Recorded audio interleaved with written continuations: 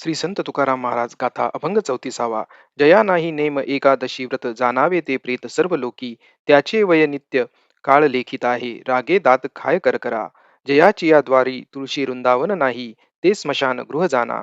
जये कुळी नाही एकही वैष्णव त्याचा बुडे भव नदी तापा. विठोबाचे नाम न उच्चारी जे तोंड प्रत्यक्ष ते कुंड चर्मकाची. तुका म्हणे त्याचे काष्ट हात पाय कीर्तना न जाय हरीचिया. जगद्गुरु तुकाराम महाराज म्हणतात, जो एकादशी व्रत नियमाने करत नाही तो समाजामध्ये मृतासमान मानला जातो. काळ हा त्याचे आयुष्य सदैव मोजतो. ज्याच्या दारामध्ये तुळशी वृंदावन नसते ते घर म्हणजे जणू काही स्मशानभूमीच असते. ज्याच्या कुळामध्ये वैष्णव जन्माला आलेला नाही त्याच्या कुळाची नाव भवसागरामध्ये बुडून जाते. जो मनुष्य मुखाने विठ्ठलाचे मंगल नाम घेत नाही त्याचे मुख म्हणजे एक कातडीचं रिकामं भांडच आहे. जगद्गुरु तुकाराम महाराज म्हणतात, जो कीर्तनाला जात नाही टाळ्या वाजवत नाही त्याचे हातपाय म्हणजे जणू निर्जीव लाकडेच होत. रामकृष्ण हरी विठ्ठल विठ्ठल विठ्ठल.